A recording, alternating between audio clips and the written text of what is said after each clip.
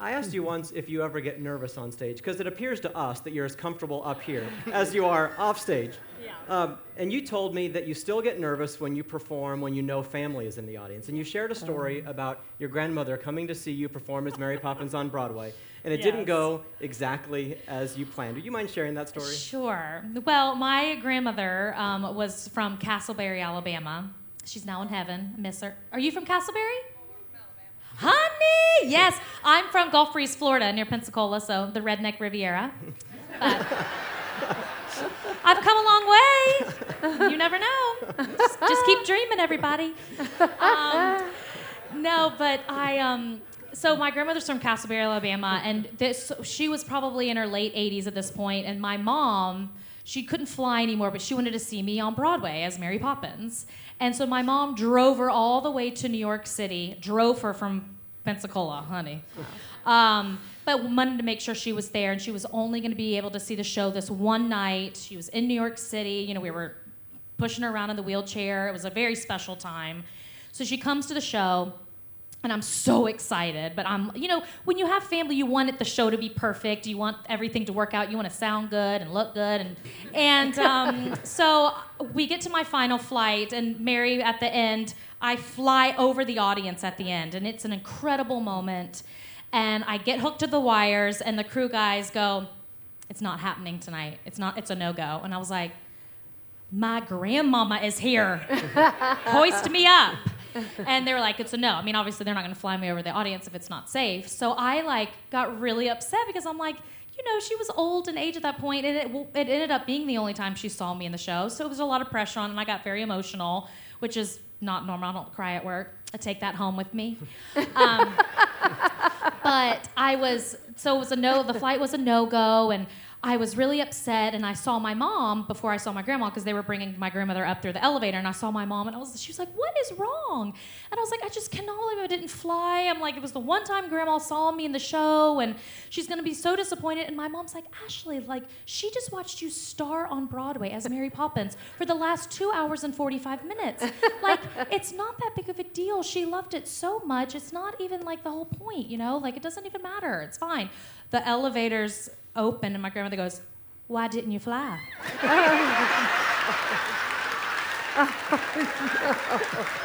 I was like, "Oh no."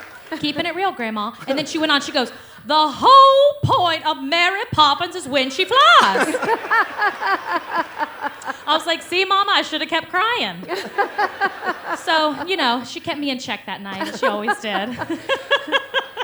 But on a happier note, Richard Sherman wrote a song for you to sing for the 60th anniversary of Disneyland, right? A Kiss Goodnight. Mm-hmm. And what did that mean to you? What's that song about? Well, I mean, it meant the world to me that he wrote this song. What makes this song so unique is he actually wrote the music and the lyrics, because obviously his brother has passed. So it was a really special time, and he wrote the song at 90 years old, and it is so, so beautiful. But what the story behind A Kiss Goodnight is, he said why Walt Disney always wanted to do fireworks at the end of a park day is to basically to be a kiss goodnight to all the guests that have spent the day in the park. Mm-hmm. He wanted it to feel like a thank you for choosing Disney as your family or your home. Mm. And he really wanted to put that message that Walt had told Richard so many years ago into a song. And so that song played at Disneyland for the 60th anniversary, and that was a very surreal moment. Me and my family flew out and heard it, and just being in Disneyland and my voice just pumping through the park, I was like, "This is not normal, but I love it." But it was really a special time, and because nobody really knows who sings this. They're not like, "And no, Ashley Brown singing." It just happens at the fireworks. Y'all know how it goes. But of course, my mom was like, "That's my daughter. That's my daughter." I was like, "Mom, just let them Shazam it." But it was really, really special to be, a part of the legacy of Walt, and just being so close with Richard to be able to hear all these awesome stories and how he's just made all this magic happen. Yeah. Now, well, millions of people have heard that song at Disneyland during the 60th. I understand that coming into this cruise, you'd never actually perform that song for a live audience. No. Jim's still sitting in the dark over there. Come on. Jam! Come on. Woo! Should I Possibly, but I'll give it a try. Thank you, Ryan. Ladies and gentlemen, closing us out with a kiss goodnight. Give it up for Miss Ashley Brown.